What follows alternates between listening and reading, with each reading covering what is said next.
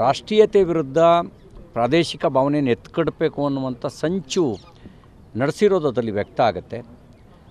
ವಾಸ್ತವಿಕವಾಗಿ ಈ ಹಿಂದೆ ಮನಮೋಹನ್ ಸಿಂಗ್ ಅವರು ಅಧಿಕಾರದಲ್ಲಿದ್ದಾಗ ಎಷ್ಟು ಕೊಟ್ಟಿದ್ದರು ಅವರು, ನಮಗಿರೋ ಮಾಹಿತಿ ಪ್ರಕಾರ ಟ್ಯಾಕ್ಸ್ ಡೆವಲ್ಯೂಷನ್ ಮತ್ತು ಗ್ರಾಂಟ್ಸ್ ಇನ್ ಏಡು ಎರಡೂ ಸೇರಿ 1,42,000 ಕೋಟಿ ರೂಪಾಯಿ 10 ವರ್ಷದಲ್ಲಿ ಬಂದಿದ್ದು. ಈಗ ಟ್ಯಾಕ್ಸ್ ಡೆವಲ್ಯೂಷನ್ ಮತ್ತು ಗ್ರಾಂಟ್ ಇನ್ ಏಡು ಸೇರಿ ನರೇಂದ್ರ ಮೋದಿಯವರು ಕೊಟ್ಟಿರೋದು 4,91,000, ಹತ್ತತ್ರ 3,49,000 ಕೋಟಿ ರೂಪಾಯಿ ಹೆಚ್ಚುವರಿಯಾಗಿ ಕೊಟ್ಟರೂ ಕೂಡ ಒಂದು ತಪ್ಪಭಿಪ್ರಾಯ ಮೂಡಿಸಬೇಕು ಅನ್ನೋ ಕಾರಣಕ್ಕೆ ಇವರು ವಿಫಲರಾಗಿದ್ದಾರೆ. ಈಗ ಅವರು ಖಜಾನೆ ಖಾಲಿ ಆಗಿರ್ಬೋದು.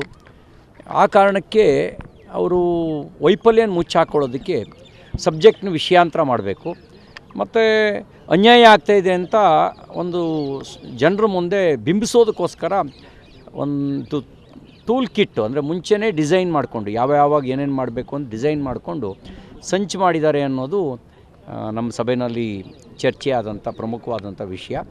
ಅದಕ್ಕೆ ನಾವು ಇದುವರೆಗೂ ಯಾವ್ಯಾವುದಕ್ಕೆ ಏನೇನು ಕೊಟ್ಟಿದ್ದೇವೆ, ರೈಲ್ವೆಗೆ ಎಷ್ಟು ಕೊಟ್ಟಿದ್ದೇವೆ, ರಸ್ತೆಗೆ ಎಷ್ಟು ಕೊಟ್ಟಿದ್ದೇವೆ, ಯಾವ್ಯಾವ ಸಹಾಯಧನ ಎಷ್ಟೆಷ್ಟು ಬಂದಿದೆ, ಟ್ಯಾಕ್ಸ್ ಡೆವಲ್ಯೂಷನ್ ಎಷ್ಟು ಹೆಚ್ಚಾಗಿದೆ, ಇದನ್ನು ನಾವು ಸಮಗ್ರ ಮಾಹಿತಿಯನ್ನು ಜನರಿಗೆ ತಲುಪಿಸ್ಬೇಕು ಅನ್ನೋದು ಕೂಡ ಸಭೆಯಲ್ಲಿ ಚರ್ಚೆ ಆಗಿರ್ತಕ್ಕಂಥ ವಿಷಯ. ನಾವು ಅದನ್ನು ಜನರಿಗೆ ತಲುಪಿಸುವಂಥ ಕೆಲಸವನ್ನು ನಾವು ಮಾಡ್ತೇವೆ. ಸಮಗ್ರ ಮಾಹಿತಿಯನ್ನು ಇವರು ಒಂದು ಯೋಜನೆ ಏನಿದೆ ಅದನ್ನು ಬಯಲಿಗೆಳೆಯುವಂಥ ಕೆಲಸನೂ ಕೂಡ ಮಾಡ್ತೇವೆ. ಅವರೇನು ದುರುದ್ದೇಶಪೂರ್ವಕವಾಗಿ ಮಾಡ್ತಾಯಿದ್ದಾರೆ ಅದನ್ನು ಬಯಲಿಗೆಳೆಯ ಕೆಲಸ ಮಾಡಬೇಕು ಅನ್ನೋದು ಕೂಡ ಚರ್ಚೆ ಆಗಿರ್ತಕ್ಕಂಥ ಅಂಶ.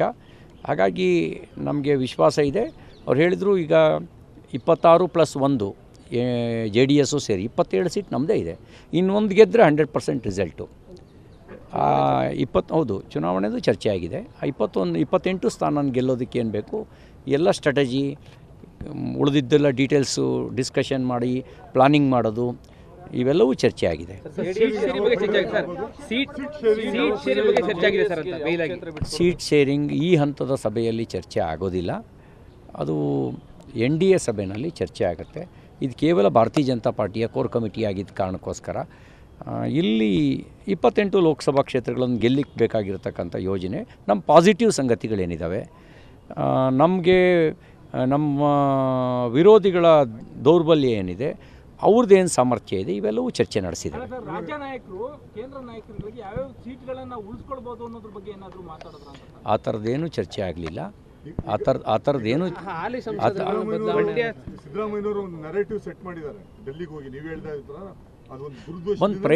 ಒಂದು ಪ್ರಯತ್ನ ಮಾಡ್ತಿದ್ದಾರೆ.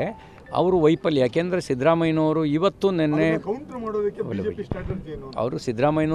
ನಿನ್ನೆ ಹಣಕಾಸು ಖಾತೆ ಸಚಿವರಾಗಿ ಕಾರ್ಯನಿರ್ವಹಿಸಿದವರಲ್ಲ, ಅತಿ ಹೆಚ್ಚು ದೀರ್ಘಕಾಲ ಹಣಕಾಸು ಖಾತೆ ಸಚಿವರಾಗಿ ಕಾರ್ಯನಿರ್ವಹಿಸಿದವರು. ಅವರಿಗೆ ಸ್ಪಷ್ಟವಾದ ಮಾಹಿತಿ ಇದೆ. ಅವರೊಂದು ಚಾಲೆಂಜ್ ಕೊಟ್ಟಿದ್ದಾರೆ.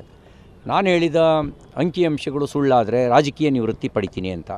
ಬಹುಶಃ ಅವರು ರಾಜಕೀಯ ನಿವೃತ್ತಿ ಪಡೆಯುವ ಕಾಲ ಸನ್ನಿಹಿತ ಆಗಿದೆ. ಅವ್ರ ಮಾತನ್ನು ಉಳಿಸ್ಕೊಳ್ಳೋದಾದರೆ ಅವ್ರ ಮಾತನ್ನು ಉಳಿಸ್ಕೊಳ್ಳೋದಾದರೆ ಅವ್ರು ರಾಜಕೀಯ ನಿವೃತ್ತಿ ಪಡಿಬೇಕು. ಏಕೆಂದರೆ ಅಲ್ಲ, ನಾವೇನು ನೋಡಿ, ನಾವು ಹೇಳ್ತಾ ಇದ್ದೀವಲ್ಲ, 3,49,000 ಕೋಟಿ ಕಾಂಗ್ರೆಸ್ 10 ವರ್ಷದಲ್ಲಿ ಕೊಟ್ಟಿದ್ದಕ್ಕಿಂತ ಜಾಸ್ತಿ ಭಾರತೀಯ ಜನತಾ ಪಾರ್ಟಿ ಕೊಟ್ಟಿದೆ. ಅಂದರೆ ನಾವು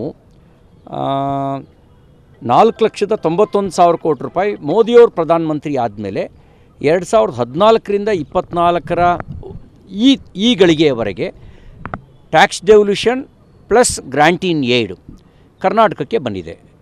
ತೆರಿಗೆ ಪಾಲು ಮತ್ತು ಸಹಾಯಧನ ಮತ್ತು ಅನುದಾನ ಕರ್ನಾಟಕಕ್ಕೆ ಬಂದಿದೆ. ಮನಮೋಹನ್ ಸಿಂಗ್ ಅವರು ಕೊಟ್ಟಿದ್ದು ಕೇವಲ 1,42,000 ಕೋಟಿ 10 ವರ್ಷಕ್ಕೆ. ಯಾವುದು ಜಾಸ್ತಿ? ನಮ್ಮ ಮೋದಿಯವರ ನೇತೃತ್ವದಲ್ಲಿ ಕೊಟ್ಟಿರೋದೇ ಜಾಸ್ತಿ. ಇದು ಅವರು ಸುಳ್ಳು ಅಂತ ಸಾಬೀತುಪಡಿಸಲಿ. ನಾವು ವಿಧಾನಸಭೆಯಲ್ಲೂ ನಮ್ಮ ವಿಪಕ್ಷ ನಾಯಕರು ಇದನ್ನು ಪ್ರಸ್ತಾಪನೆ ಮಾಡ್ತಾರೆ, ಅಲ್ಲೂ ಅವರಿಗೆ ಚಾಲೆಂಜ್ ಹಾಕ್ತಾರೆ. ಈಗ ಹೊರಗಡೆ ಬಂದು ಸುಳ್ಳು ಹೇಳ್ಬೋದು, ವಿಧಾನಸಭೆಯಲ್ಲಿ ಸುಳ್ಳು ಹೇಳಿದ್ರೆ ಅದು ಹಕ್ಕುಚ್ಯುತಿ ಆಗುತ್ತೆ. ಹಾಗಾಗಿ ಜಾಸ್ತಿ ಆಗಿದೆ ಅಲ್ವಾ ಅಂತಂದ್ರೆ ಈಗ 10 ವರ್ಷದ ಅಲ್ಲ ಅಂದರೆ ಅಲ್ಲಿಗೆ ಟ್ಯಾಕ್ಸ್ ಒಂದೇನೆಂದರೆ ಟ್ಯಾಕ್ಸ್ ಸಂಗ್ರಹ ಜಾಸ್ತಿಯಾಗಿ ಒಂದು ನಿಮಿಷ ಅಂಕಿಅಂಶಕ್ಕಿಂತ ಶೇಕಡಾವಾರು ಅವರು ಎಷ್ಟು ಕೊಟ್ಟಿದ್ದಾರೆ ಶೇಕಡಾವಾರು ತಾವು ಎಷ್ಟು ಒಂದೇನೆಂದರೆ ಟ್ಯಾಕ್ಸ್ ಸಂಗ್ರಹ ಅದು BJP ಸರ್ಕಾರದ ಸಾಮರ್ಥ್ಯವನ್ನು ತೋರಿಸುತ್ತೆ. ತೆರಿಗೆ ಸಂಗ್ರಹ ಆಗಿದೆ ಅಂದರೆ ಗ್ರೋತ್ ಆಗಿದೆ ಅಂತ ಅವರು ಅವಾಗ ಒಪ್ಕೋಬೇಕಾಗತ್ತೆ. ನರೇಂದ್ರ ಮೋದಿಯವರ ಕಾಲದಲ್ಲಿ ಬಜೆಟ್ಟು 17 ಲಕ್ಷ ಕೋಟಿಯಿಂದ 42 ಲಕ್ಷ ಕೋಟಿಗೆ ಹೋಗಿದೆ ಅಂತ ಹೇಳಿದ್ರೆ ಬಜೆಟ್ ಸೈಜು ಡಬಲ್ಲಾಗಿಯೂ ಹೆಚ್ಚಾಗಿದೆ ಅಂದರೆ ಇಟ್ ಈಸ್ ಗ್ರೋತ್, ಇದು ಡೆವಲಪ್ಮೆಂಟ್ ಆಗಿದೆ ಅಂತ ಒಪ್ಕೋಬೇಕಾಗತ್ತೆ. ಅವಾಗ ಅಲ್ಲ ಒಂದು ನಿಮಿಷ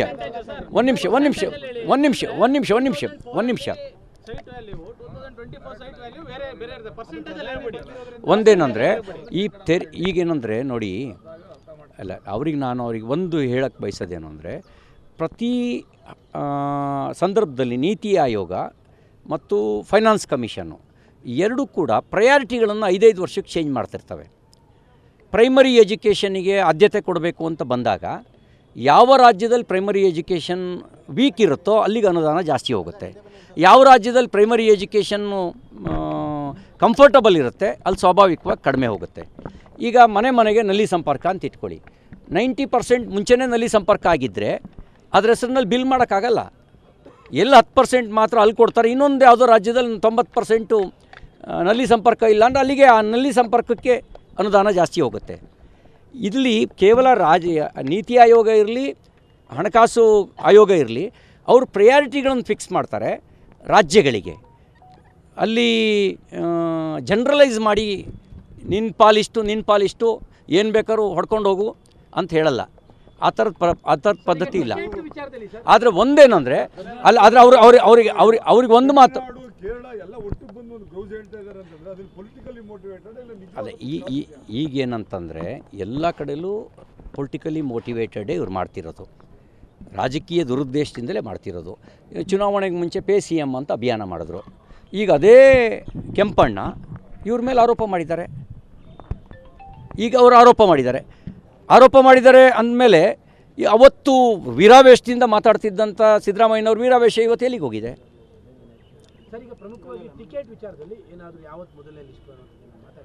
ಅಲ್ಲ, ಈ ಟಿಕೆಟಿಗೆ ಸಂಬಂಧಪಟ್ಟಂತೆ ಭಾರತೀಯ ಜನತಾ ಪಾರ್ಟಿಯ ಟಿಕೆಟ್ನ ಪಾರ್ಲಿಮೆಂಟ್ರಿ ಬೋರ್ಡೇ ನಿರ್ಣಯ ಮಾಡೋದು.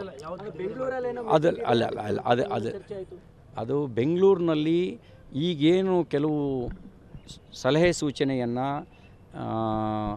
ಮಾನ್ಯ ಗೃಹ ಸಚಿವರು ಕೊಟ್ಟಿದ್ದಾರೆ, ಅಮಿತ್ ಶಾ ಅವರು, ಅದನ್ನು ವಿವರವಾಗಿ ಅನುಷ್ಠಾನಗೊಳಿಸೋದಕ್ಕೆ ಬೇಕಾದಂಥ ಮೀಟಿಂಗನ್ನು ಮುಂದಿನ ವಾರದಲ್ಲಿ ಅಂದರೆ ನಮ್ಮದು 16, 17, 18 ರಾಷ್ಟ್ರೀಯ ಮಹಾಧಿವೇಶನ ದೆಹಲಿನಲ್ಲಿದೆ.